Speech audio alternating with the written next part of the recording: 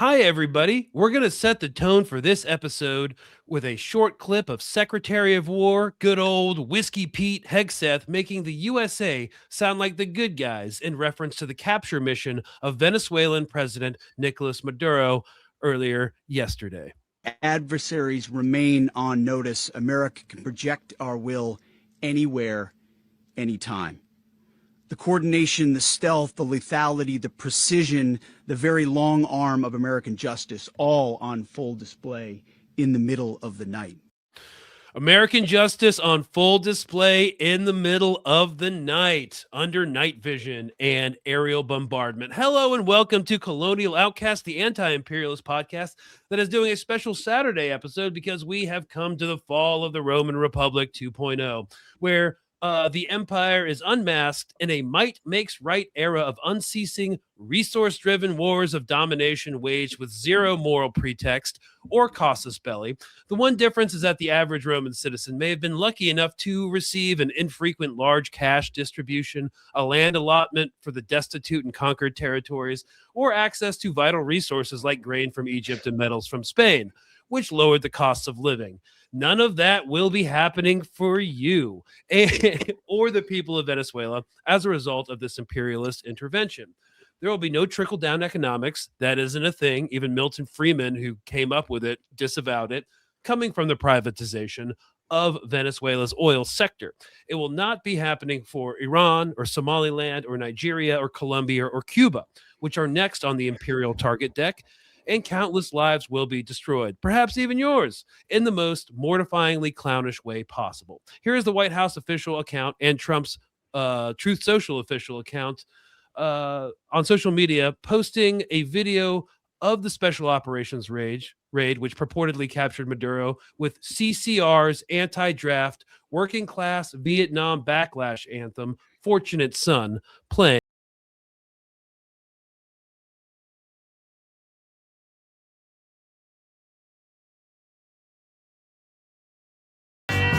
So in the back, you've got bombs going off. They're hitting radar sites. Well, first of all, the helicopters are flying low to avoid radar. And they're hitting air defense and radar sites within a military installation where Maduro was staying. You can see two Chinooks, CH-47s, which house part of the special operations team. And it looks like some Blackhawks with smaller squad-sized elements coming in behind.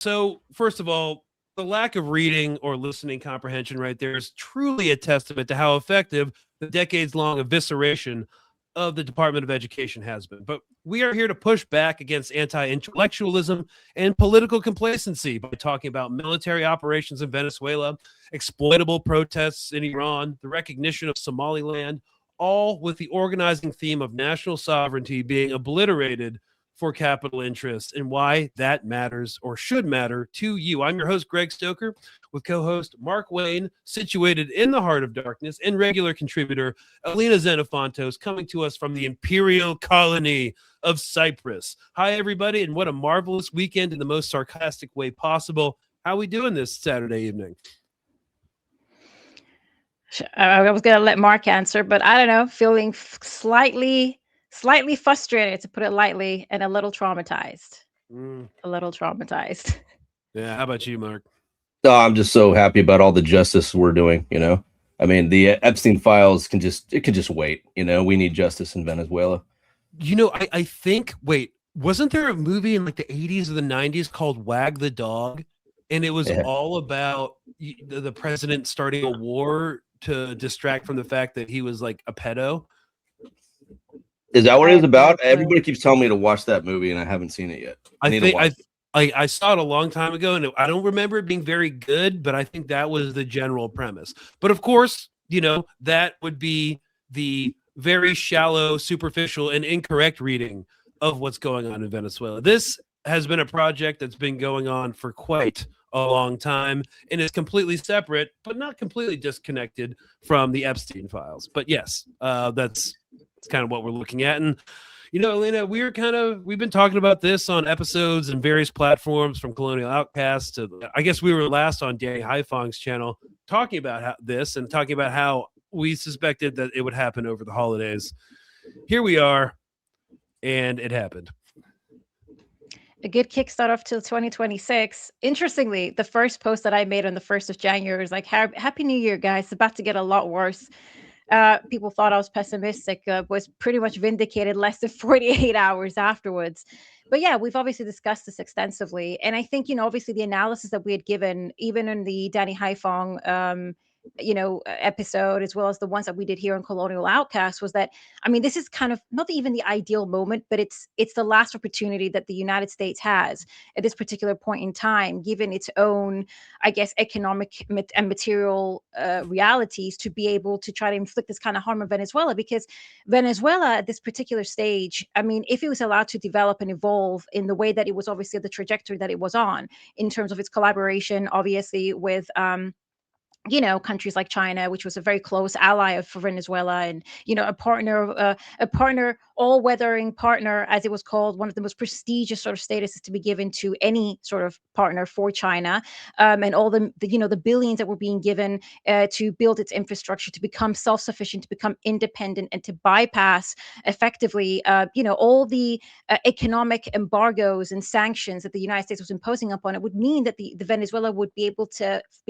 become self-sufficient, and therefore any other sort of coercion in the form of economic warfare wouldn't really have an impact on Venezuela anymore. And through that, we also said that would also be the gateway for China's influence in the region, which is something that obviously the United States is very, very nervous about, trying to set up its projects, whether it's a BRI, among other things, and also the kind of military alliances that Venezuela was forming right off the coast of the United States with Russia. So all these factors came into play, as well as, of course, the United States race, rather, AI race and high-tech race with China, and its need, obviously, for cheap oil extraction, of which Venezuela is a prime candidate for that. Because, as we said as well in the previous episodes that we've discussed this, is that the fracking and LNG is far more expensive. And when you're an ultra-capitalist state trying to sustain your own economy and your stock market bubble, which is so highly dependent on high-tech companies, like I said before, Nvidia being pretty much the prime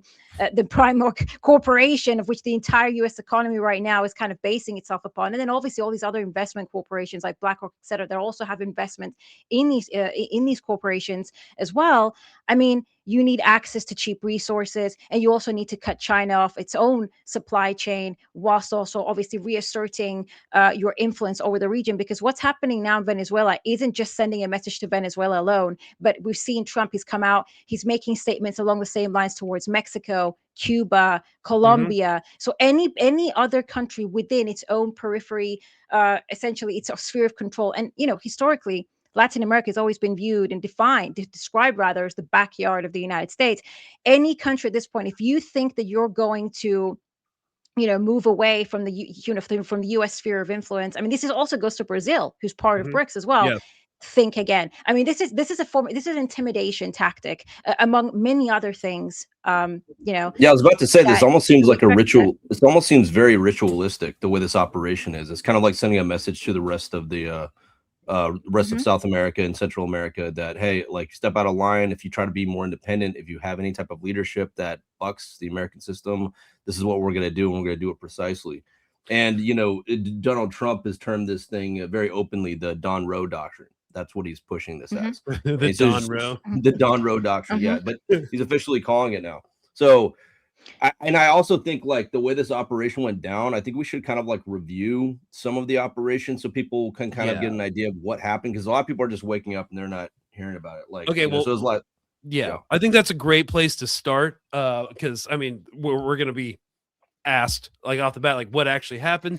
Just a couple points. This story is moving fast, and we don't have all the details, and we actually won't for some time. But as of like 5 p.m. EST on January 3rd, the time when we release it, this is kind of what we're looking at. President Donald Trump said the U.S. is going to, quote, run Venezuela. Got some footage for you later, following President Nicolas Maduro's capture capture until such time as a safe, proper, and judicious transition can take place. The U.S. launched a wide-scale air, land, and sea military attack on Venezuela early on Saturday morning, involving at least 150 aircraft, ranging from the actual helicopters that you saw early in the video to ISR assets, which are kind of drones that do intelligence, surveillance, and reconnaissance. There were a ton in the airspace monitoring everything. And one of the reasons why it happened last night or early in the morning was because they originally wanted it to happen on New Year's Eve, where no one would be paying attention, but they were constricted due to weather, so they couldn't have ISR assets monitoring what was going on the ground. And even like back in the day when I was still in special operations, if there was weather and there was a high value operation going on and you couldn't get eyes on the target, it would be shut down. So they were it basically blocks like the heat signatures of what's going on. So like the radar has a hard time penetrating, or the IR sensors have a hard time penetrating the water droplets in the air, and it kind of like creates like a foggy clear picture of what's going on. So they have to they need a clear map of where all of Maduro's assets are, so that they can know where to expect like the nearest threat for safety reasons and that kind of thing. Yeah. So but it was they pushed. also So sorry, go ahead. Well, what is particularly interesting about this operation is that they have air defense systems. Venezuela. They have the S-300s, the Buck, the SA-17s. These are all Russian-made assets, and they have manpads. But the helicopters didn't take any fire. It appeared. It didn't appear like it was taking any fire, which means that all of Venezuela's air defense systems were well known and well mapped out, and they were either hit with kinetic strikes or taken down with electronic warfare. Yeah. So, and also the Maduro himself, he was not in his safe house. So in his actual bunker and his actual facility that he was, housed at, he has a safe house that's, has reinforced concrete, very thick. If he was in there, it would have taken weeks to get him out. So the fact that he was not in his safe house shows that it was definitely some type of negotiated thing within his inner circle, which was officially stated that this was a negotiated handover. So that means that what happened to Assad essentially with his generals when there was that transfer over probably happened in this situation, where people in the inner circle were probably bribed to kind of give him up in some type of way, or they're threatened. It's just how things go. So that's what this is looking like. Yeah, I mean, well, there we don't have enough information to. We don't have enough information, but it's highly likely, because if he would have been notified that helicopters were coming. Helicopters don't move at warp speed like that. Know when helicopters go into. They would take President Maduro, put him in his bunker, and then whatever happens outside of his bunker happens. And it would have taken a longer time to get to him. So yeah, so at the very least, and I don't want to keep cutting Alina off, it does speak to a human intelligence source within there that could positively identify that he was outside of his bed down location. I mean, the same thing most likely happened with Nasrallah in Beirut when he was taken out. This is just kind of like how these things go. And he was, and I just wanted to put that out there. Again, we do not have enough information. Again, the opposition communications team associated with Gonzalez and Machado are saying that this was part of a negotiated exit, either way to give it more legitimacy. But then it's why all the theater? He could just leave and go into exile, and kind of leave the government in less of a, fix. But that didn't happen. Alina, sorry. But Alina, before you go, I just wanted to point out. Hold on, I just want to point out to the ritualistic nature of this. So, the way that the operation was carried out was obviously to send a message. So that's where I was going with that, Alina. Sorry. Yeah, no. I mean, listen, this is my input. Obviously, again, it's all speculation at this point. But I remember, I think from Trump's speech, he did say that everything went dark. Everything Venezuela, Caracas had gone dark. And obviously, they had basically implying that obviously they had, I guess, interfered. There was probably some sort of, shutdowns, probably some hacking that obviously took place, which probably also impacted any sort of air defense systems that would have come into play. But then also the reports that I read that they were fired against, that the helicopters had received fire, and then they had defended they that actually started to shoot back because it in self-defense of the fact that they were actually targeted as well. So I mean, I don't know to what extent I could argue that, you know, this was sort of similar to Assad. I would probably say it wasn't. I think there is maybe a mole, a rat somewhere in the ranks that might have obviously disclosed certain information, but I don't think it was this sort of overwhelming abandonment by his generals and by the, you know, the sort of the intelligence and military apparatus in Caracas. I actually think there's probably maybe a sole ranger at most, and so he was caught maybe perhaps unaware, and in that particular situation he was coerced rather, into like a negotiated exit in order to try to minimize as much harm as possible. But then the theatrics, going back to what Greg said, I mean, that's all about power projection, so that Trump can turn around at the White House and say, oh, you know, we've done something that hasn't been done since World War I, and the precision and the sharpness and all, and you know, it's the whole spectacle of the greatness of the American military and what we're capable of. And also, again, is that sending the message, that psyop, sending a message, not just even to not even just to Latin America, but also to Iran. I mean, because that's also going on right now as well. So that's sort of my take on that. But again, we're going to find out a lot of more information. I don't even think it's going to take that long. I think the information is going to be coming out quite rapidly over the course of the next week or two. And I would just like to piggyback on one point you made about, you know, it being like a legitimate like coalition within the government that wants this gone. If this was a palace coup, we'd be seeing a lot different messaging coming out of the Venezuelan government. You know, they would be like open arms, welcoming like the liberators, like come in. You know, we're not seeing that. Like the first thing that happened was they demanded a proof of life from Maduro and his wife, because, you know, they were captured, him and his wife, and the first lady, they extraordinarily renditioned the first lady of a sovereign nation too, which is crazy. They're captured or taken prisoner or hostage and flown out of the country. Maduro's headed to New York for trial. Him and his wife are charged with narco-terrorism conspiracy, cocaine importation conspiracy, and weapons offenses. Sources told NPC that Maduro is en route to the United States. This was when it was breaking. So, first of all, we've already talked about how the narco trafficking charges are absurd. He was directly associated, according to our sources, R being the US's, with the Cartel of the Suns, which was widely reported on in the 90s as being something that was set up in conjunction with the CIA to infiltrate the Colombian cartels, and they ended up shipping cocaine into the continental United States. So this kind of smacks of illegitimacy on many different levels, including the origin stories about the narco trafficking in and of itself. Then you've had legislators who were briefed in Senate, in Congress, say that, you know, we know that most fentanyl isn't coming from Venezuela, and whatever cocaine passes through Venezuela generally goes to Europe.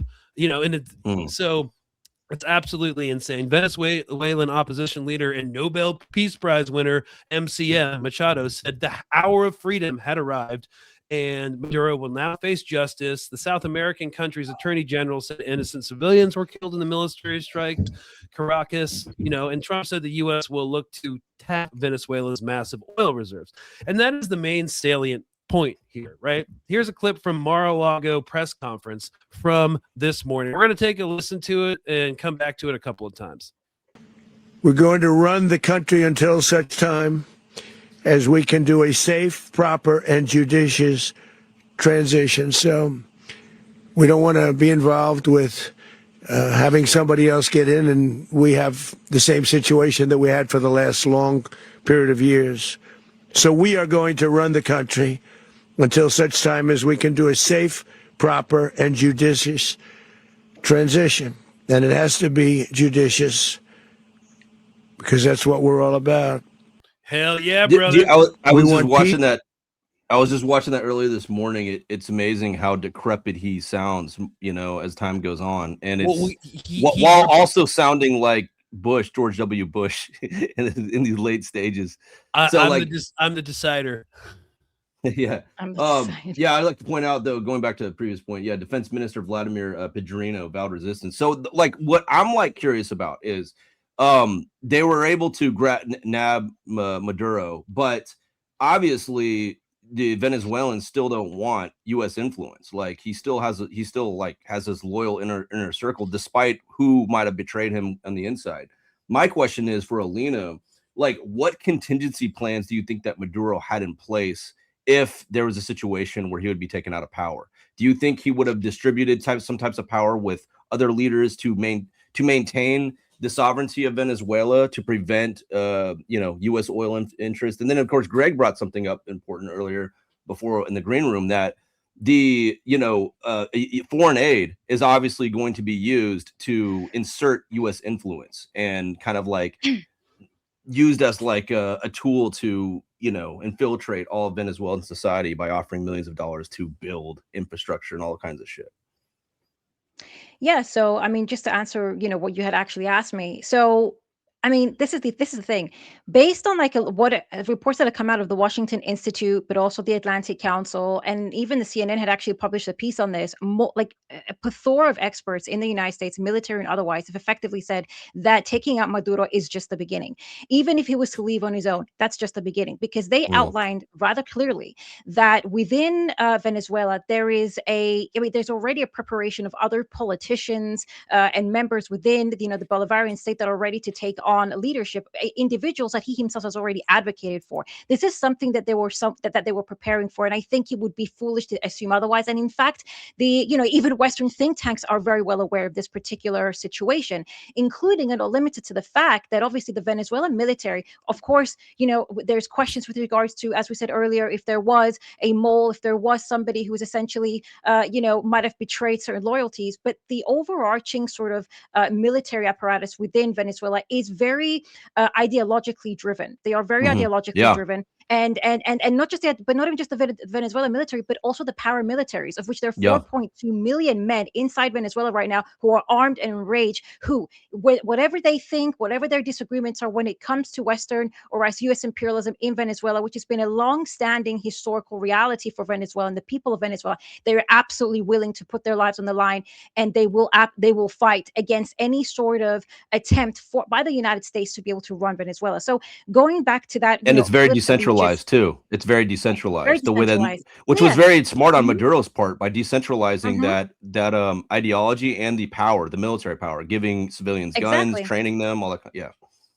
Everybody right now is armed and in the streets, and they are ready to fight. There are images coming out with women even, ready to go and fight for the Bolivarian state, because they absolutely not want to they don't want to capitulate to U.S. power inside their own country. So when Trump turns around and says we're going to run Venezuela, well, that's a nice little hopeful dream, because even these experts have said this is going to be a chaotic military and political mess for the United States, because in order to actually make sure, and they said this, getting rid of Maduro is the first step, but now you have to make sure that another Maduro doesn't come into power, which will be the case, or that the military will just simply take over entirely. And then again, you have the same problem, if not far worse, and it'll be more difficult to infiltrate Venezuela. So, now you need, and according to, again, this is the information that's come out from I think it was the Washington Institute and the Atlantic Council. You need boots on the ground. That means American soldiers on the ground to combat Venezuelans, these paramilitary, decentralized militias inside of Venezuela, including the Venezuelan military. You have to pacify them somehow. You have to then retrain an entire police force and army to be able to actually control and establish, control over Venezuela, and to completely eradicate the Bolivarian revolutionary state. That's not going to happen. And to do that, it's going to, go on. Trump has made a threat earlier that there might be a second wave, but he made the second strike, second wave. He says this is the first wave, and we probably won't need a second wave, but we might have to do. So he's basically it's a very open threat. Hey, we'll do a second wave of this, and so this first strike was probably played multiple purposes. Getting Maduro out of there, also intimidating, showing like the might, him bragging about the precision to intimidate the people of Venezuela, saying, hey, there's going to be a second one. It will be a lot worse.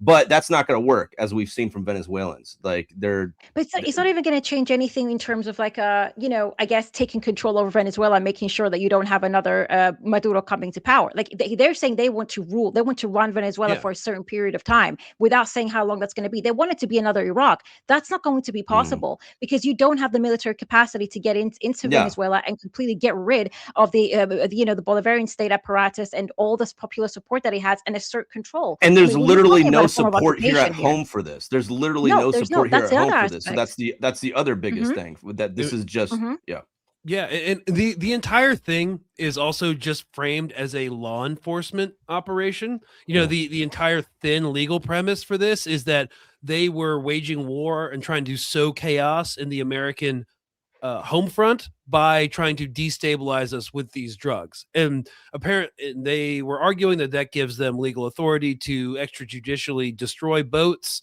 in international waters. It doesn't. But even this is like kind of absolutely absurd because I made this point, which was interesting, I think.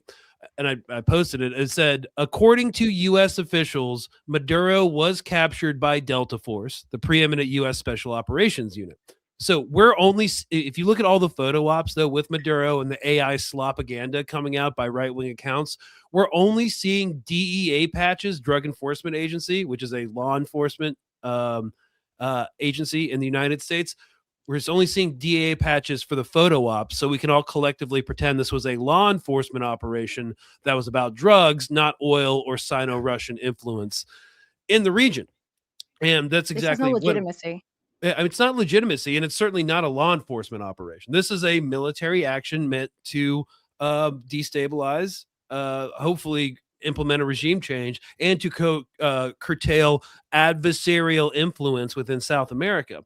And another point that both you and Mark have made, that this was Trump putting U.S. rivals on notice. So Keir Simmons, reporting from Washington, D.C. for NBC, wrote this little analysis piece that I'm just going to read because I think it's a little detached from reality, and I'd like your comments on it, y'all.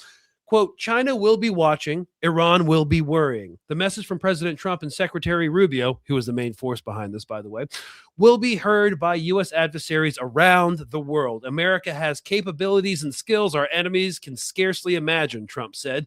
Message to the world, Rubio declared, to the many around the world who like to play games. In fact, Pete Hegseth, Secretary of War, said, quote, Venezuela effed around and found out. Wait, I think it was Maduro effed around and found out. So in Iran, where protests are in the streets for the most significant demonstrations in years, the idea that the Trump administration is prepared to see the removal of the leader of a sovereign country from power will mean sleepless nights, according to Keir Simmons. China will note that the Trump administration took this action just hours after its officials met with President Maduro in Venezuela. If that meeting was aimed at sending a message to Washington, it didn't work. Guys, the operation was on hold for 3 days due to weather. It had nothing to do with the Chinese meeting. Anyways, the message to China is the Western Hemisphere is not your region. But all this depends on the facts on the grounds that emerge in the days ahead. Countries around the world will learn lessons, but what the lessons are is not yet clear. Thank you for your in-depth penetrating analysis, Keir Simmons from NBC. Not sure what the point of that op-ed was, but yeah. What message does it actually send? And this is kind of what I'm more interested in, is like this idea of national sovereignty. The message that's being sent is, after the genocide in Gaza, the recognition of Somaliland, the strikes in Nigeria, what is national sovereignty at this point? We just extraordinarily renditioned a world leader for narco charges which don't exist. So what does this mean for the sovereignty of nations? And is this a problem globally? Well, this goes back to what Huey P. Newton said in his theory of revolutionary intercommunalism. There is no such thing as sovereign nations anymore. The idea that everything is nation state versus nation state is current in its current iteration of capitalism. It's a myth. There is no sovereignty, and that way the old tactics of resisting imperial control has to be reevaluated based on that. So Oh, exactly. I completely agree with Mark. I mean, this is something that has been a long-standing sort of even in international law. When we're talking about international law, it's, I mean, we've even since pretty much the early 2000s, coincidentally around the Iraq War, we've moved away from sort of unilateralism to multi-stakeholderism, where essentially we're seeing other actors outside of states, particular transnational corporations, being involved directly in international legal making mechanisms. And that's fundamentally because states have been rendered as being essentially completely powerless, especially within the,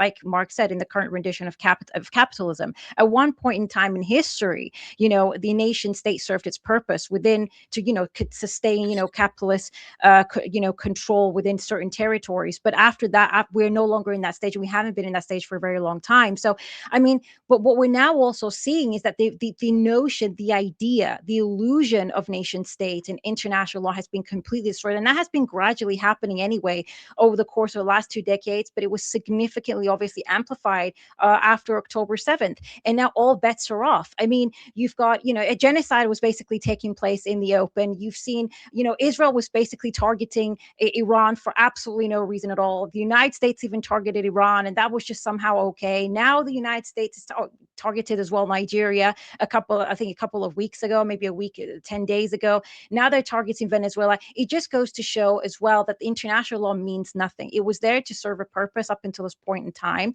and that was to preserve the interests of capital, particularly the former colonial states, because that's where international law was born. International law was born out of the Hall Doctrine, and it was during the decolonization era, and that it was meant to preserve the interests of capital of the former colonies, when these new liberated states were now trying to, I guess, regain access and control over their national resources. And international law was basically established saying, well, hold on 1 minute, you're not going to do that. You have to pay us compensation at the international level, a standard that we basically set. And then so behold came international law, and that was pretty much the primary sources for international law. So at this particular stage, the whole aspect of human rights and the facade of what it means in international law, and I say the word facade because it's just soft law. International human rights in the UN Charter, it's all just basic guidelines and principles that the West has used to pretty much target countries in the global South and leaders that don't abide by what it is that serve Western imperialism. But they're just guidelines and principles, and now people are waking up to the reality that they don't actually mean anything, that the United Nations doesn't mean anything, that human rights laws, there's no mechanism by which to apply them in any way, shape, or form. It doesn't exist. If you have it for corporate interests, which is what Trump keeps going on about when he says, oh, they have our oil and the oil belonged to us in Venezuela. I mean, that's kind of what he's referring to, the renationalization that took away the rights of, American oil companies as well as other Western oil companies. But human rights, protections, and enforcements, they don't exist outside the national level, and they will always be secondary to the interests of corporations. If you try to even implement laws that protect human rights and human dignity, corporations will come, take you to the international dispute settlements for investors, and they will always win. And it goes to show that human rights don't mean a damn thing. And I think now the U.S. knows, people, we're aware. Israel has tested those boundaries. International law has, doesn't mean a damn thing. And it's just, and because it's desperate and it needs to sustain its own hegemony, it's doing what it needs to do in Latin America so it can delay China's influence and the rise of an adversary, but also try to reassert control so much as is possible. But I don't think that they're going to be humbly very successful. And I feel like that message is like very important for Americans to hear, because while many Americans may not care about, imperialism abroad and its effects and the destruction of national sovereignty of other countries, they need to understand that this applies to them as well, because Americans need to stop viewing the United States as a nation. They need to stop viewing all these actions as for them. And that's why I hate the terms in these articles, U.S. interest. It's one of my biggest pet peeves in any of these Western articles is when they frame it as U.S. interest, because that's an implication that all of us are going to benefit from it. As Greg pointed out, trickle down economics ain't a thing. It ain't real. So, but it's still baked into like U.S. mainstream editorial oversight. Everything. It's like we need, and it's this. So effective. We've got a bull economy. Everyone's making money. No. Not at all. And, I did see this. I'm not a guy who likes to bring up memes, but I did see, and it kind of makes perfect sense. It was like a line of 4 different students in one row of desks looking over each other's shoulder to like cheat off the other exam. And at first it was the United States, and then it was Nazi Germany looking at the United States test, and then Israel looking at Nazi Germany's test, and then America looking at Israel's test. And I was like, okay, yes, we've kind of empowered this whole thing going forward. And it kind of reminds me of like what Frank Zappa said. He was talking about freedom and democracy, which, you know, never was a thing, but he said the illusion of freedom will continue as long as it's profitable to continue the illusion. At the point where the illusion becomes too expensive to maintain, they'll just take down the scenery, they will pull back the curtains, they will move the tables and chairs out of the way, and you will see the brick wall at the back of the theater. And I think you need to care because like this kind of militarism never just stays overseas. You know, in the same press conference, he talked about like, you know, Colombia and Cuba better be put on notice because we just got Maduro. He also talked about how he, quote, saved LA by sending in the National Guard. And like they're doing the same thing in New Orleans and Memphis, Tennessee. So like the militarism just doesn't end up there. You know, it also comes back home because that is the housing crisis plan, the climate displacement plan, the student debt, being unable to pay your student loans that are going to become called in this year in a couple days. That's the plan.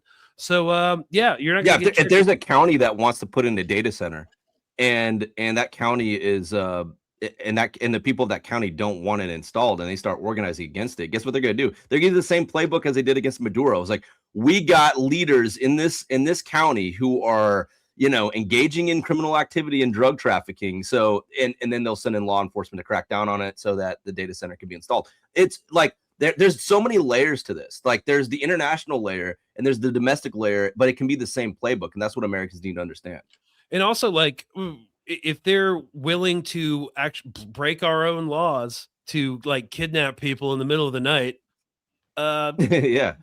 Maybe you should be concerned about that too. But honestly, when it comes to data centers, I don't think they'll start with a police crackdown. They'll start with withholding state funds from whatever county doesn't want to do it. That's i.e. the macrocosm example of that would be the sanctions against Venezuela. Oh, we're going to put on sanctions. They'll sanction a county. Same thing. Yeah, same playbook. Yeah.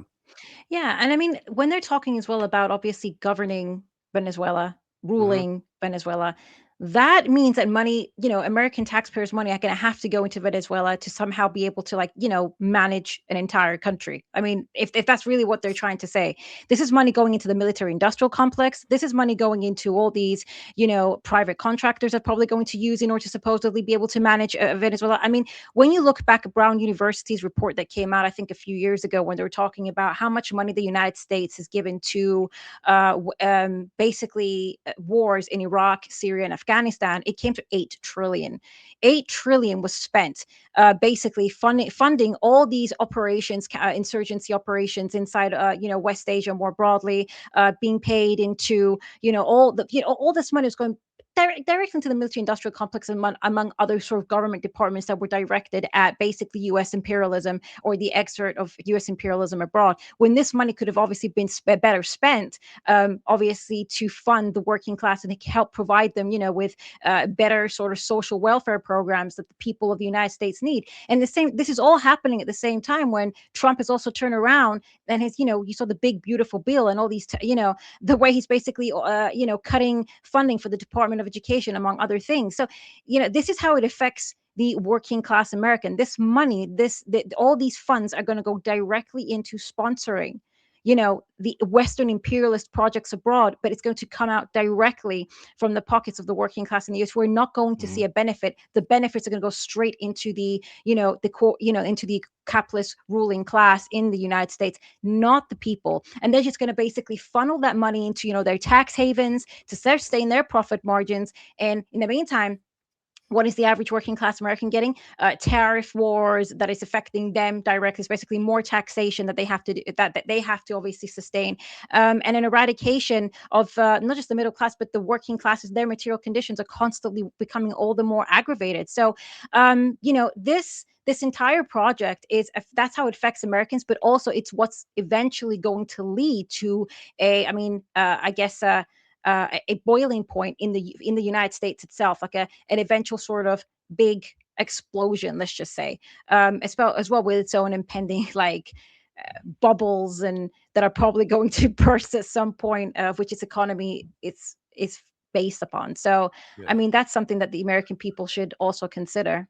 I mean, my favorite part of foreign aid, just reminds me of like when we were in like Kandahar and Helmand in Afghanistan, like watching the CIA directly give a massive cash payments to all of these like Poppy farmers. poppy warlords that were, taking the money to like dime out Taliban operatives. And then that same opium that was being harvested ends up as like heroin in the United States. This is all it's all bullshit. It's all lies. And now the which by the way started the fentanyl addiction epidemic that now we're using as a precedent to go into another one. Action. Yeah, so it's the chain of the daisy chain of this is interesting. It's an end of empire speed run for sure, because how long can they keep this going?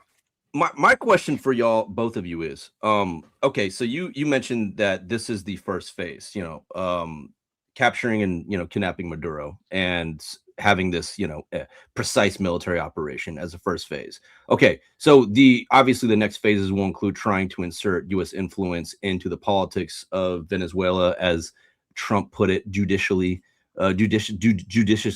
So what will that look like? What will be the next steps they're going to try to take, and how will they attempt it? I don't believe that they'll be successful, as Alina and Greg pointed out, because of the loyalty for Venezuelan sovereignty. But what will the U.S. try to do? I hate to say the U.S. What will the Epstein class try to do based on historical precedents in inserting that influence and inserting that?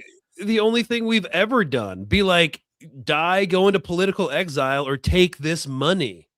Like that's all it's ever to who though? I mean, if the resistance has been decentralized and it's everywhere in Venezuela. No, okay. So generally just to finish this point and then I'm done. Generally what they'll try to do is try to get people who have access to law enforcement and military apparatuses. Mm-hmm. So like try to get like local police commissioners on board to crack down on protests, and also to have cops or military police guard sites of oil or other like resource infrastructure. So that ain't gonna go down well with the decentralized. Yeah, so this is basically my personal opinion. So as I said earlier, the Venezuelan people, they, there is an ideological drive behind Venezuelan society. The ongoing Bolivarian state there is a cultural revolution that also took place that is very much embedded within, Venezuelan society, irrespective of what your opinions may or may not be. And so in order to, not just at the social level, but also at the political level, at the military level, the only way by which to coerce any sort of capitulation on behalf of the state apparatus, it would be what Trump is talking about. Right now, he's giving them a chance, right? He's giving them a chance. He said, we've taken Maduro, we've bombed, because they bombed some military bases, some key sort of, infrastructure that the country needs. And this is a poor country. We have to remember, this is a country that has been consistently sanctioned since 2014. This is a country that has been, it's not even just since 2014. I mean, it has been systematically exploited since pretty much the early 20th century by colonial powers, particularly also by the dictatorships that were being placed there by the United States and other Western powers anyway. So this is a very, very poor country that was just about trying to come out of its very dire conditions with, all these other alliances that it was forming. But right now, what Trump can do is the following. Either you give us the oil rights, essentially, also cut ties with Russia and China, or we continue to bomb. And what they're going to do is basically start targeting all of its infrastructure, all of its military bases, cripple the economy completely. This is what they're going to try to do. Hollow out its economy, create the kind of conditions where the Venezuelan people become so impoverished, so destitute, that even their political establishment will be coerced to capitulate and say, right, we're willing to make certain concessions. This is what they're going to try to do, because the whole idea of governing, no, they would like to govern, but that's not going to happen. So right now they're giving them a sort of breathing space. There is a threat behind that. There will be more attacks. This is why Trump said what he said. Unless you just surrender now, give us the rights, let us basically completely take control over your national oil infrastructure and industry, and everything will be all right. Otherwise, you'll have to do it the hard way. This is what the United States is saying. And then the other aspect behind this is perhaps, but I think this is less likely, is to exploit the opposition movements, which, Machado was saying that, there's an underground, militias that are going to go and fight the paramilitaries. I mean, even if they do exist, even according to the Atlantic Council, the opposition is fractured. It's weak. They won't be able to, fight 4.2 million, Yeah. decentralized paramilitary fighters inside of Venezuela. But the idea would be maybe some sort of civil conflict that again sort of destructs, the Venezuelan economy. So it's the idea of breaking the Venezuelan economy and the Venezuelan will in order to capitulate and make certain, major concessions. And those concessions will also include you have to cut ties with China and Russia. We've already seen them use the same sort of, it was more in the form of economic coercion with even Mexico. Mexico today, 3 days ago, announced, 50% tariffs on China, on goods from China. Why are they doing that? Because they have to try to appease Trump, because obviously they have the free trade alliance between Canada, obviously the United States and Mexico. This isn't to the favor of Mexico itself, but they have to do this because obviously the United States is its number one exporting partner and trade partner. So, what are you going to do? This is how, unfortunately, because Latin America is more firmly within the control of the United States, the United States is still able to exert that kind of influence, and they're going to try to do that. So embargo, taking over their oil tankers, bombardment of basic infrastructure, oil, military bases, and force them to capitulate. This is what they're going to try and do. But how long and how successful this is going to be, I don't know, because I actually think that the Venezuelan people have far more resilience, and it would have to be a more protracted sort of bombardment campaign. And I don't think that there is enough military stockpile and capacity to continue to do so, especially with Trump also making threats towards Iran. And there also, there is an escalation that's going on with regards to the Ukraine-Russia war as well. And all of this requires, missiles, Patriot systems, defense systems. And we even discussed in another podcast, there is a TNT sort of crisis at the moment. We're running out of TNT, which is essential for the production of weapons because, Israel has used it all up. So, there's only the United States as well has its own, logistical limitations. So it's a matter of who's going to wear who down. I think that's the best way to put it.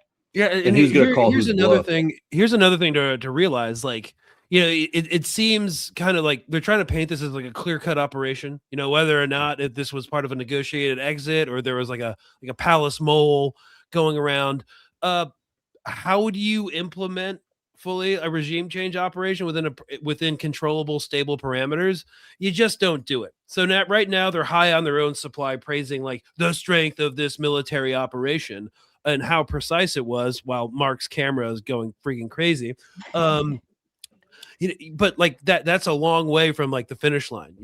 This smacks of Iraq 2.0 so much. We've talked about it ad nauseum at this point. How did regime change go with that? That was a lot, in some ways, a more controllable situation because we had our own military spread out throughout the country, dominating local governments, regional governments, and the central government in Iraq, which we installed into power. And then sectarian violence basically went up exponentially. That was most of the fighting that was being done was through sectarian violence.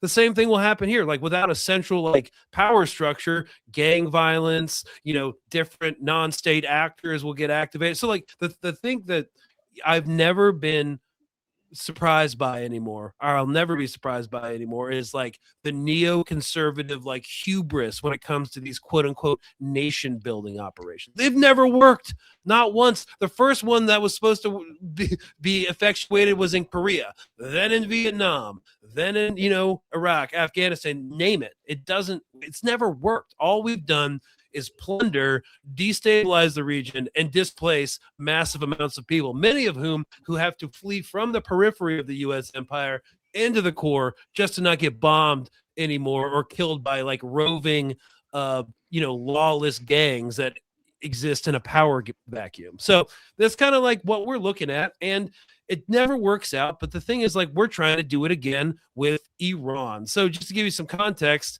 and we're going to kind of transition to this in the last part. This is some reporting from, I think it was ABC News yesterday.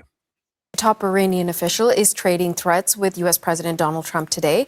Trump set off the war of words overnight when he warned the Iranian regime not to crack down on demonstrations that erupted this week.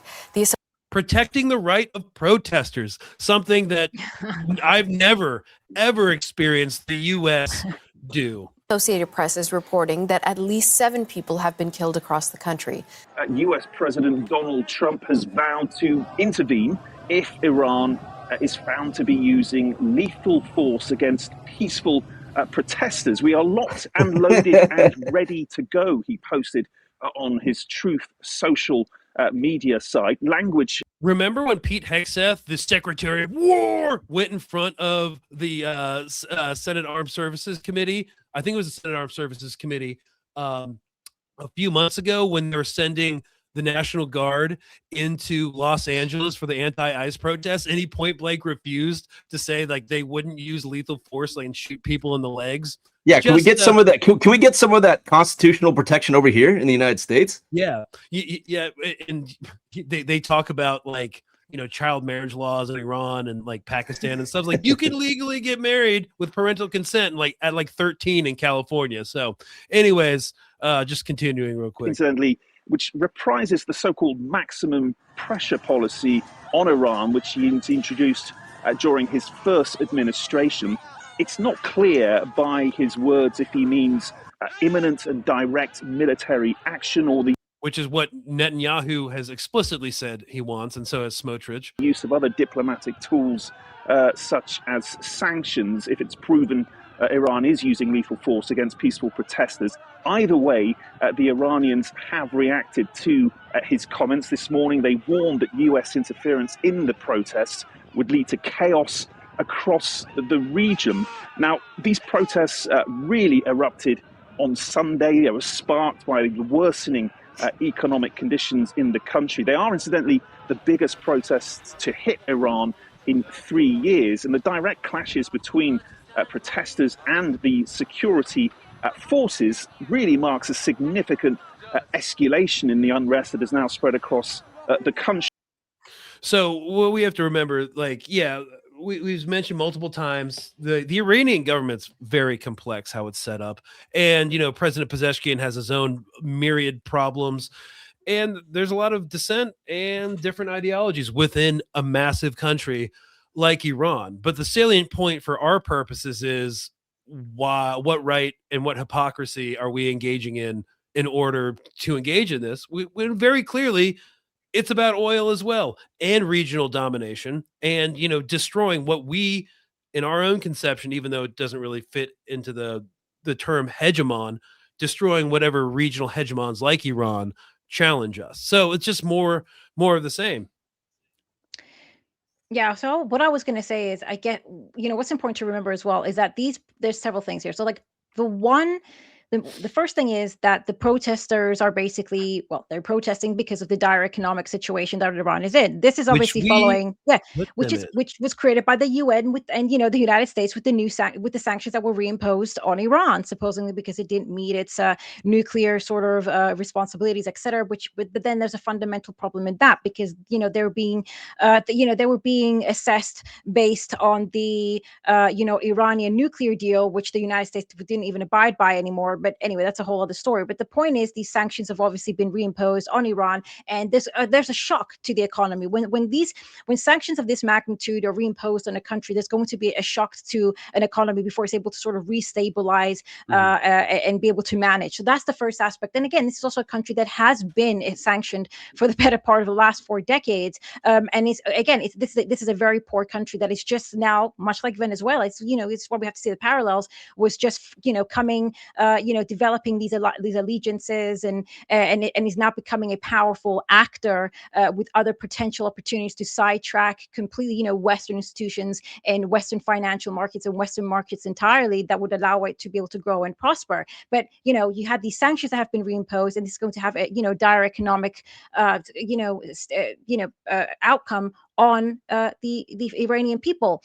And so obviously these are going to be, these protests are a direct consequence of that, which is the desired result of, the West. This is the whole point of sanctions to begin with. This is literally in addition to the war. Yeah, this is literally a perfect example of sanctions working. This is the whole point, to create such unlivable conditions that people are willing to risk their lives in order to topple the government or engage in a collective quote punishment. unquote popular revolution. It's not going to be a popular revolution, but engage into Yeah. a pro-West revolution Mhm. that will allow us to come in and be like, hey guys, what's up with your oil? Also, we would like you to not have any sort of security arrangements with Russia or China in the region. We'd also like you to normalize with Israel too, so we can bring the entire region under heel. And that's Yeah, like this is sort of combined collective with punishment. the Yeah. that's combined with like the huge social media astroturfing they're doing with Iran from the US, trying to push the Shah. We want the Shah to return.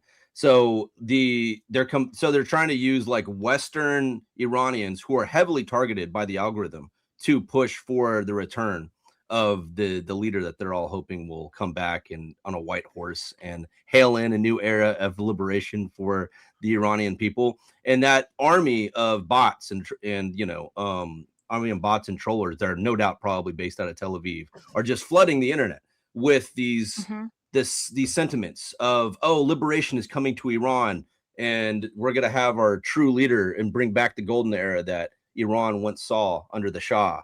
So that is being seeded within Iran and within Western societies to try and prop up and manufacture the sentiments for this. Yeah. A good rule of thumb, too, just in general, when the United States starts talking about or starts caring about human rights inside a certain country or a certain region, that place about to get bombed.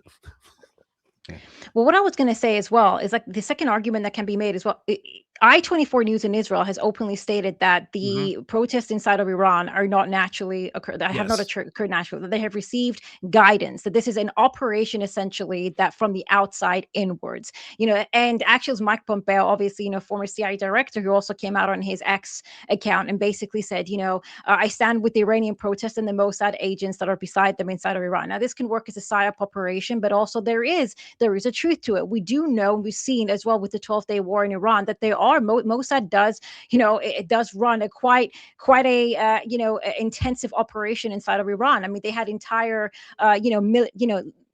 little military setups inside of Tehran that went by completely unnoticed. And this is something that obviously Iran has to deal with. So when we're talking about, these protests also being manufactured and perhaps also obviously exploiting a sentiment within Iran that is, again, engineered by Western economic warfare. I mean, this is pretty much the outcome of that. And then obviously, like you said, Trump sort of using that and discussing, or rather referencing the protesters in Iran as pretty much extensions of the United States, and asserting that they will effectively attack Iran if they retaliate. I mean, Netanyahu was at the in the United States, basically discussing the second wave of attacks on Iran. And these things are going to happen. And this is right now is an opportune moment to exploit the chaos inside of Iran in order to further, and the economic sort of shock that Iran is currently undergoing, in order to further destabilize the country by further hitting more targets. Because there's one thing that I want to bring up. There was an article that I read a couple of months ago. And the main operation that they're planning to use against Iran now is similar to what Israel has been doing to the Palestinian people in Gaza, and that is mowing the lawn. So what the United States objective is to systematically, start bombing Iran every few months, essentially, again, hitting key infrastructure, a country that is currently, again, under severe economic sanctions, therefore obstructing its ability to rebuild in a coherent manner, and again hollowing out their economy and continuously hitting Iran's basic economic base, so as to undermine the political apparatus and turn the people against the state, whilst also galvanizing those protests themselves by having their agents inside of Iran. So Iran is facing a very similar situation to Venezuela for exactly the same reasons as Venezuela. It's gonna, I think this year, I also do think that they're gonna target the supreme leader.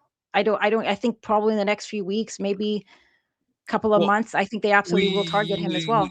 I think they've been targeting him. I think they definitely absolutely wanted to kill him during the 12-day war. I don't think they could manage it or swing it. But perhaps. Yeah, but this idea of mowing the grass is kind of different, because we saw the last time that Israel last year during their strikes, there was there's plenty of Iranians who don't support the government, but they were out in Tehran, masses of tens and tens of thousands of people rallying around the flag, being like, yeah, we don't like this either.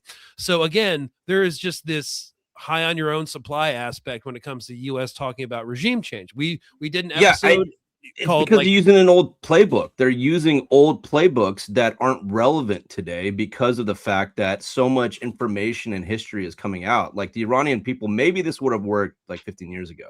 Like they're using this playbook that if they apply pressure, if they seed dissent within, and then you start bombing, the key infrastructures and leadership, then maybe it will create this perfect storm for everybody rising up against the government, overthrowing their leadership, and then hailing in whatever puppet the Western Empire wants. But because there's been so many precedents of that not turning out to be the case, like Iraq, Afghanistan, and every other coup they try to attempt, just the information flow online has now like reinvigorated a sense of like patriotism in a lot of these nations that they're hoping to,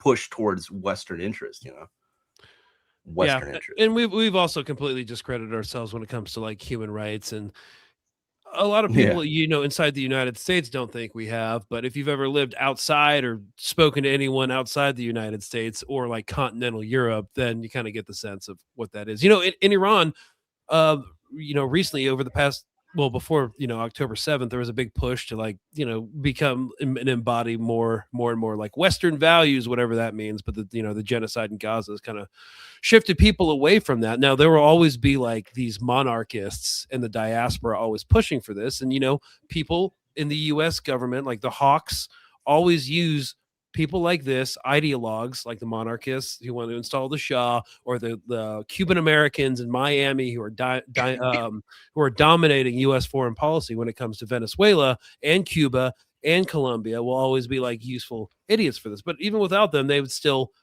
be going for this. Now we also have like the recognition of Somaliland, which is this small, which is a basically de jure country in Somalia that the U.S. wants because it has a deep water port across the Gulf of Aden. It's in order to survey the Houthis, also like to dominate that strait. Basically, we're seeing a kind of like a violation of sovereignty on all across the board. And of course, this all serves Israeli interests, U.S. interests. You also have, the militarization, the further militarization of the Strait of Taiwan. China just conducted naval operations or encirclement operations around the strait. So we're kind of provoking all these conflicts and military operations, kind of looking for these kind of like high value, high visibility things like capturing Maduro, or maybe another distance conflict with Iran. But you're never going to see us, I think we've passed the point where we could actually put boots on the ground. Boots on the ground in Iran weren't even feasible back in like 2003, before we had destroyed our military in long-term war of attrition counterinsurgency operations. That's done now. So now we're just in the era of blatant regime change operations.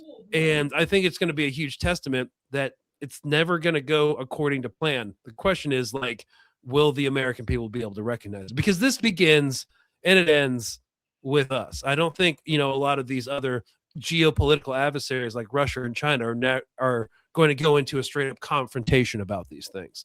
They won't. I don't think so. I think Alina and I have talked about that. And there are some frustrations in certain circles that they won't, or at least China won't. But that's kind of like what we're looking at. So we're going to see.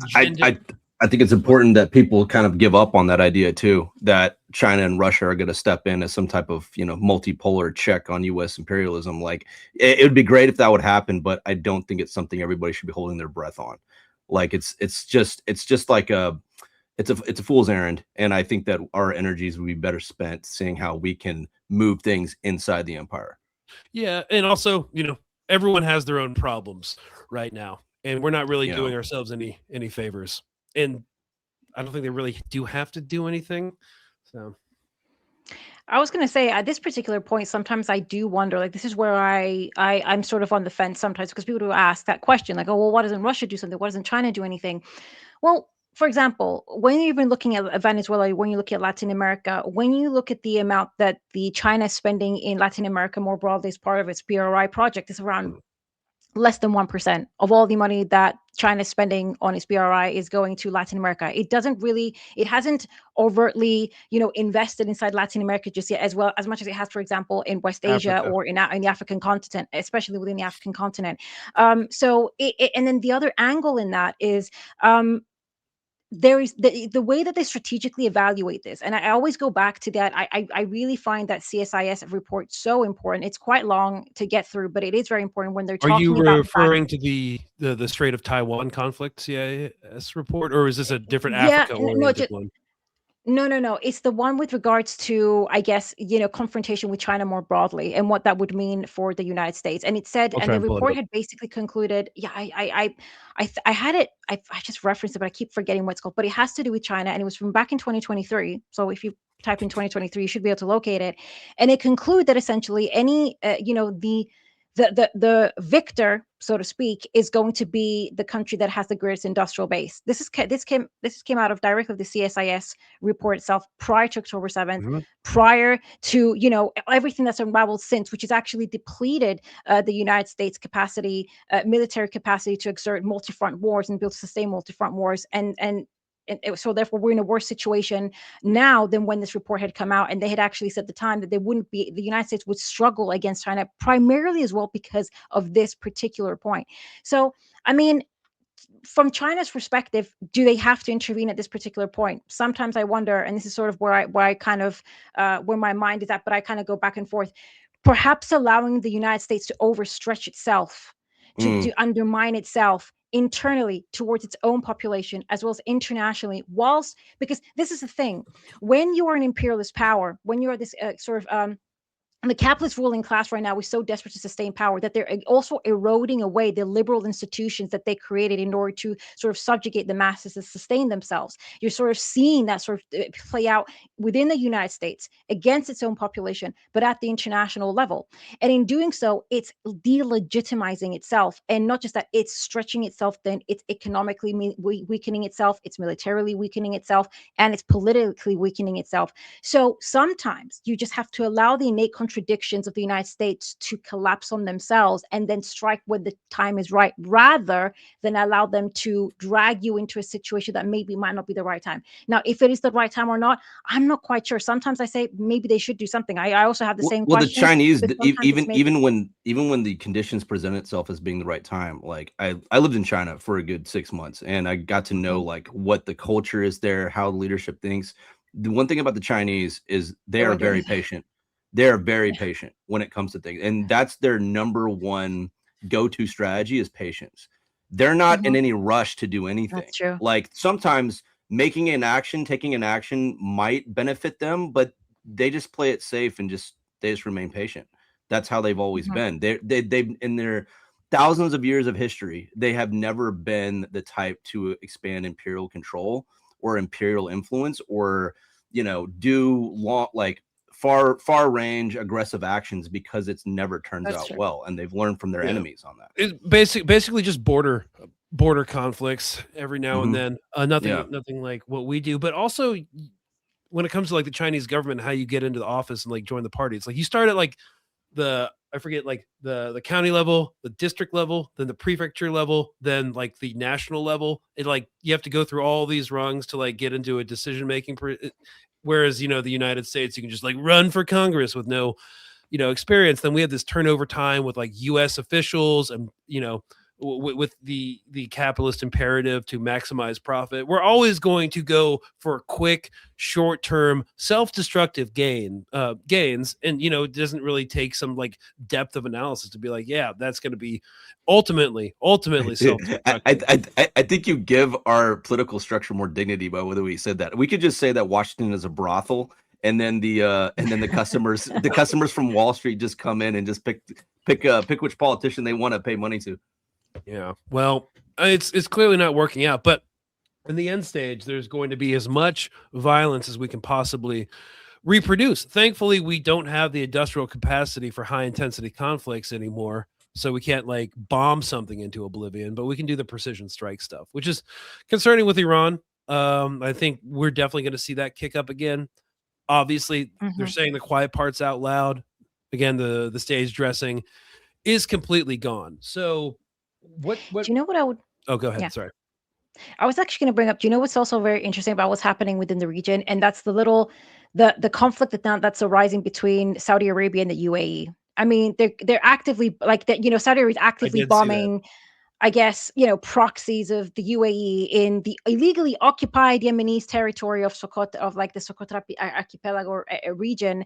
And this is also very interesting for the United States. And I think it's also going to go back to what we're talking about, because these comprador states, essentially, or sub-imperialist states, obviously, because there is an international, the transnational capitalist alliance, right? But Mhm. it's not all, the hierarchy is not all one and the same. Right, the Gulf states serve their own purpose, but ultimately there is a self-interest and self-preservation for all these states.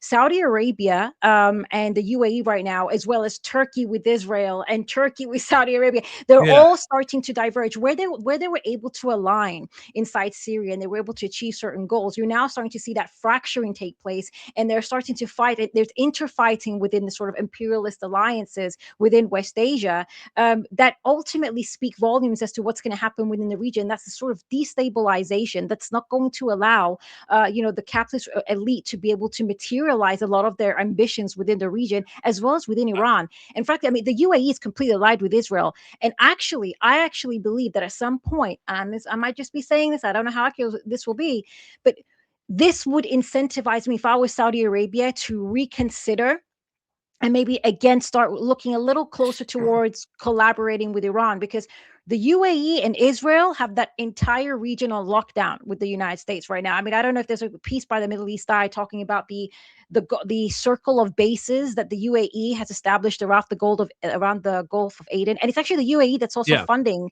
the Israeli base in Somaliland, Mhm. because they've already got a base there as well.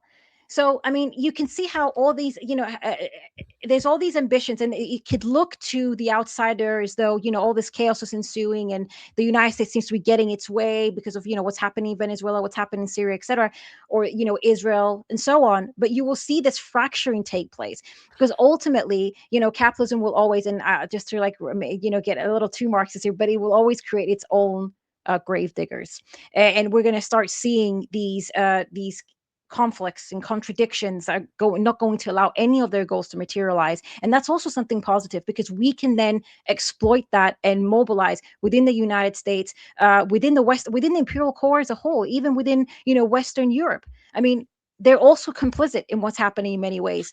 So that's also important to know. Yeah, that's a good point about Saudi Arabia. Last year we kind of saw that MBS Mohammed bin Salman, the Crown Prince, went to Iran for like the first time ever. So we're kind of like, oh, maybe they are kind of looking for you know basically a third path, at least to play both sides instead of just staying completely in the US camp, because it seems to be kind of a sinking ship.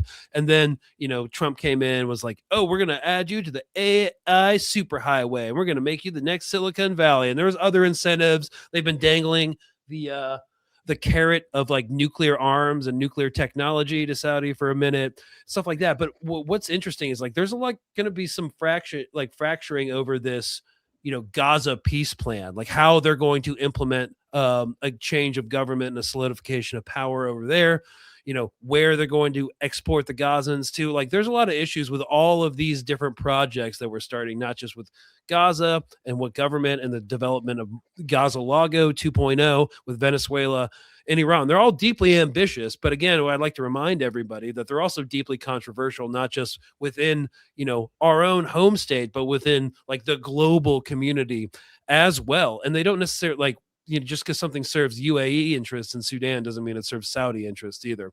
So there's a lot of different. I think Saudi, I guess, influence and respect has been degraded over the past 2 years to such a point that I don't think a lot of the populations in West Asia or anywhere else is seen as legitimate. They're seen. It's never been great though.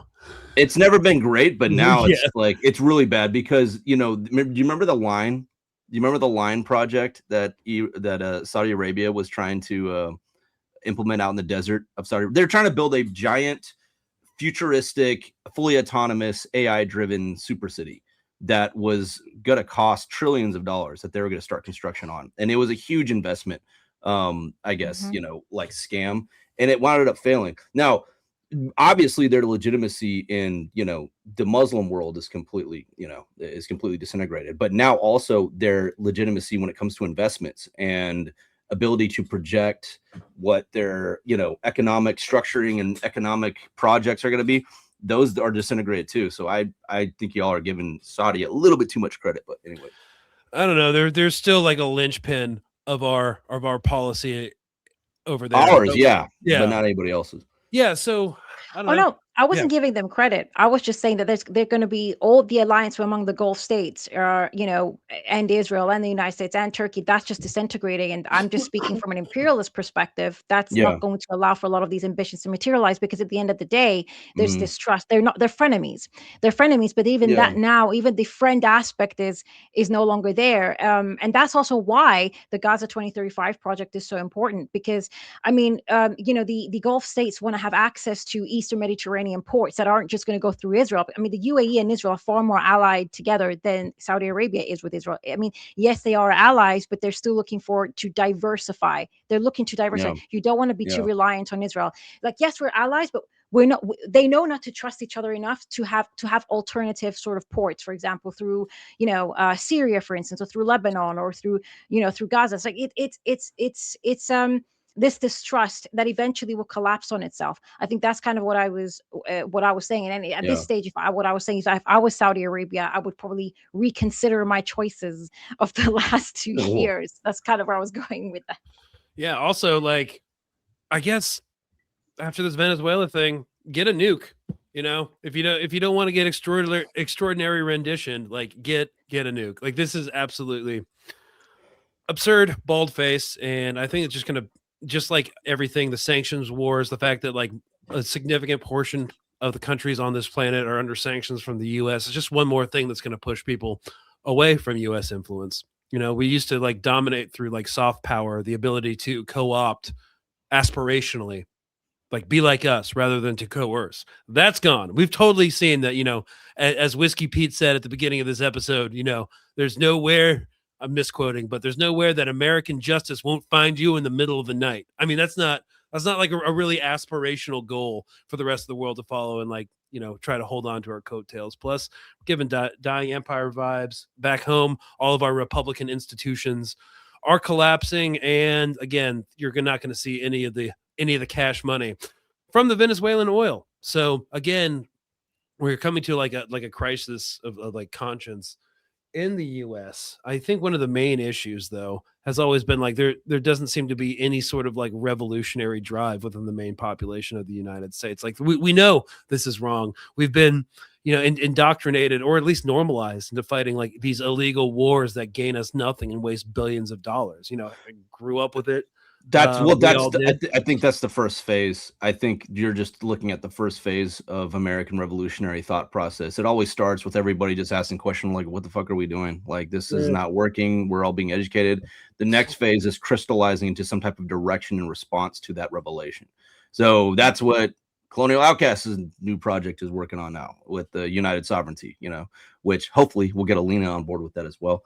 But yeah, I think it always starts with the revelation, and it starts with everybody. I call it unité, the unité phase of revolution, where everybody starts to get on the same page ideologically, at least a little bit, to the sense where like we know that we're not satisfied and we're not on board with whatever the ruling class is pushing.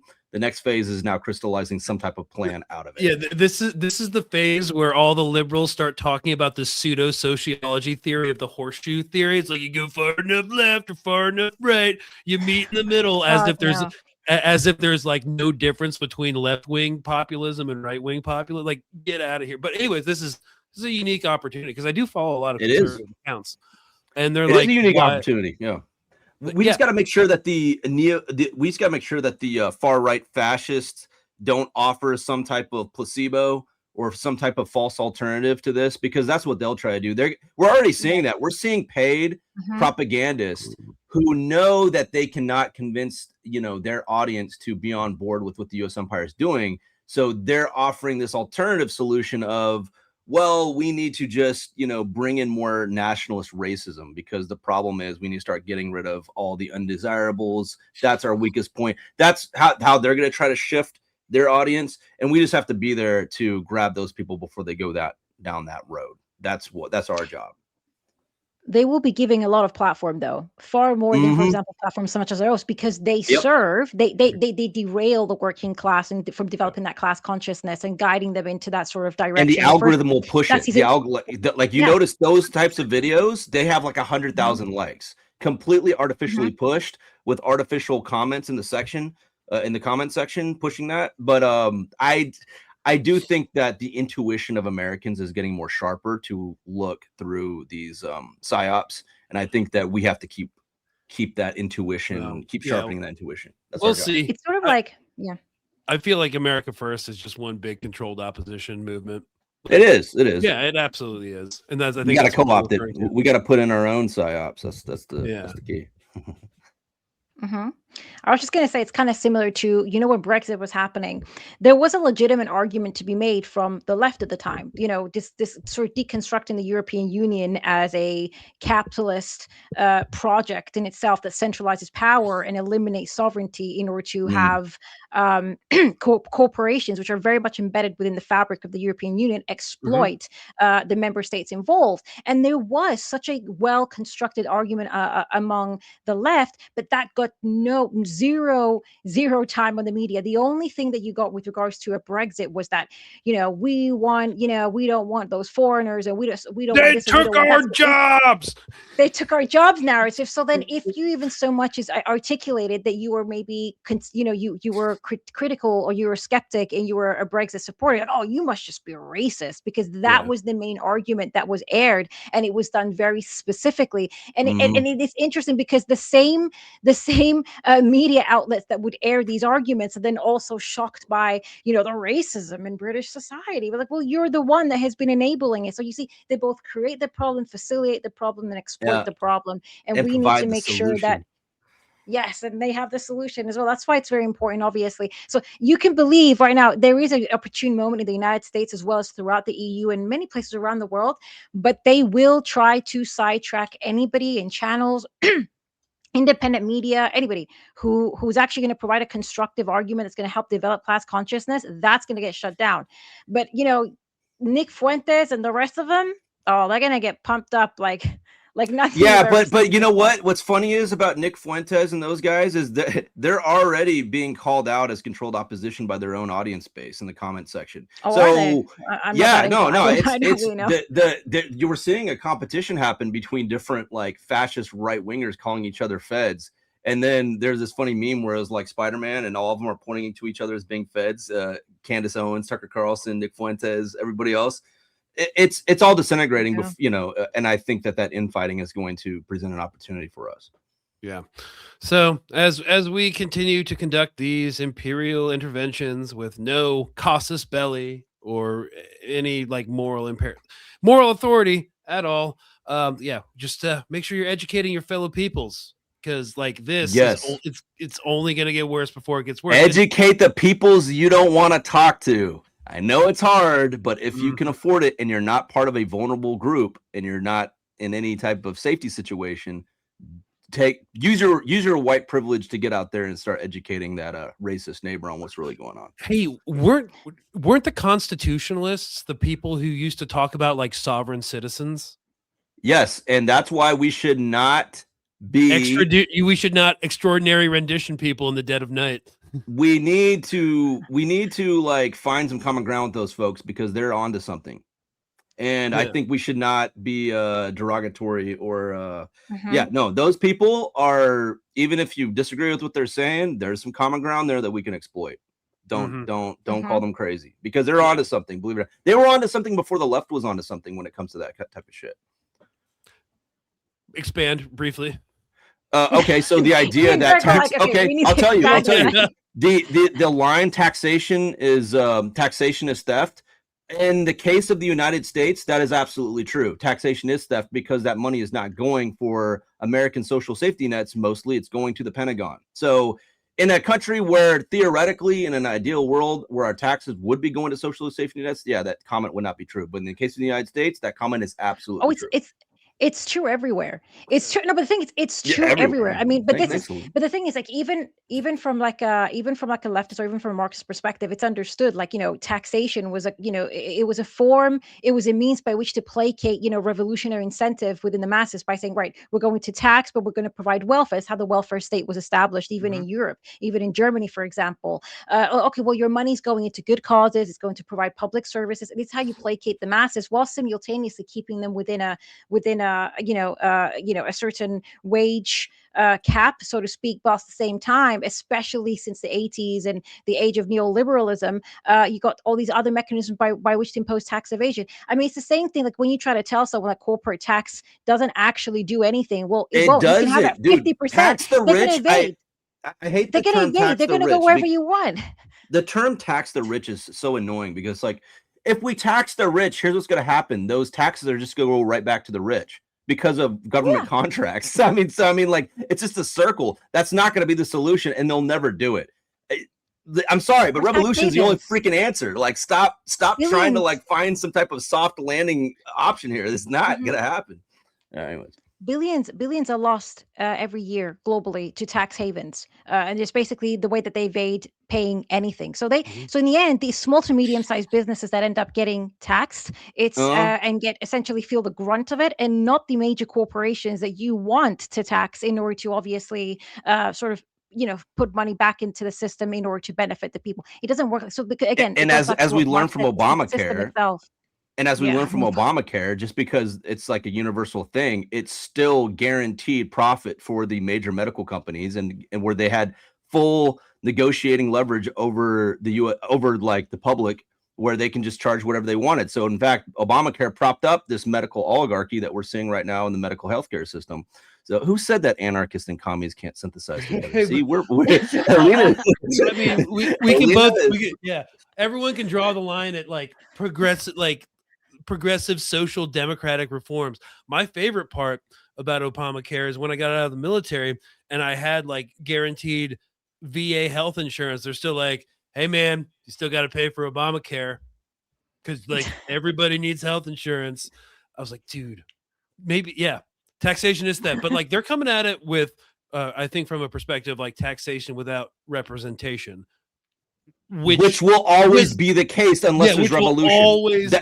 Revolution is the missing fat elephant in the room that's required for that to happen. So just saying. Yeah. So, talk to them about all the foreign aid that's going to be sent from our tax base to prop up a Venezuelan regime. If they can manage it, there's a whole bunch of problems that they have to surmount and a whole bunch of hurdles in order to install a puppet like MCM into power in Venezuela that they'll have to accomplish. But yeah, just talk about the basics. Talk about, the data centers, the oil, stuff we talk about on this show all the time in order to connect with them. But in the end, closing thoughts, y'all, because we need to get this downloaded and posted. Anything you want to add? Oh, yeah. I mean, the only thing I can add is, it's going to get much worse. Iran is going to be the next point. Will they succeed in Venezuela? Probably not. And the United States is going to get itself stuck in a situation, depleting itself gradually. And I don't think it's going to bear any fruits inside of Venezuela, because you cannot defeat a people that they do have a revolutionary ethos inside of Venezuela. And no matter the difficulty of the circumstances that will be imposed on them, because it's not the first time it's been going on. I think Jeffrey Sachs even published a report saying I think 40,000 people were dying per year following the sanctions in 2015. As a result of these sanctions, directly because of the sanctions. And that was a conservative estimate. The Venezuelan people have fared through far worse. And I don't think the US has the capacity for a long-standing, protracted operation inside of Venezuela while sustaining its multi-front war. So this would probably wear away at the US itself. And it's an opportunity for us to, push forward alternative systems and push back against imperialism. Yeah, and I will say that the dangerous chaos factor in all of this is that the U.S., despite its self-destructive inclinations, cannot be seen to back down over anything. So that's why we're just going to keep this thing going. All right, Mark. Just for American citizens understand that the fight for Venezuelan sovereignty and their right to control their own resources and not be exploited by U.S. corporations is our fight as well. It's the same enemy that we are dealing with here at home. The two cannot be separated. Our inability to buy houses, our inability to afford groceries, our inability to, form small businesses without being crushed by overregulation that favors the big companies is the same fight with the Venezuelans. So that's my message to Americans and active duty. Active duty, understand this is not like the Iraqi war and Afghan war. There's a different zeitgeist going on in the U.S. public. This is the first time in American history where the majority of Americans do not support military action and do not support the military's action off the bat. Yes, it eventually degraded in the Vietnam War. Yeah. We got there in Vietnam eventually, but before the Vietnam War started, it was majority public support. This is the first time in U.S. history where the majority of Americans do not support off the bat. So understand, you will not be coming home a hero. You will not be celebrated. We just see you as a tool at this point. So that's 63%. 63%. That's the poll so far that don't want war with Venezuela. That's pretty high. That want or don't want? That don't want war with Venezuela. Yeah, and by the way, those pollings are never accurate. This usually like 10 points above that. So the other thing is, when it comes to our actions here, understand that like there is a plan. There is a plan out there for us to crystallize this unity of thought that's starting to, really show itself in the American public. So there is a plan. We just have to crystallize that into actual organizing on a neighborhood level. There's my thoughts. Yeah. Okay, awesome. And if you are going to go get deployed to Venezuela, I guarantee you there's not going to be any cool movies made about like celebrating your not militaries. This time. Not this time. Not this That's time, also guys. something to factor in, guys. It's not good. There's not going to be a cool movie. So. Sorry, Jake Gyllenhaal is not going to be. He's not going to be starring in any cool films. Yeah, you're not going to have like a star-studded cast of Eric Bana and like Orlando. Sorry, Mark Wahlberg. Like Black Hawk Down. Yeah. So that's kind of like what we're looking at, and just remind your uncle that the same interests that your problematic uncle. The same real estate interests that want to develop Venezuela's shoreline for the transnational global elite are the same interests that are going to buy up all single family homes when this AI bubble bursts, baby. So I'm so sick of hearing about foreign policy and domestic policy. It's just policy. So this was insane that this happened today. Also not unexpected. We've been talking about it for 2 months and it finally happened. So thanks y'all so much for tuning in. We will see you next week.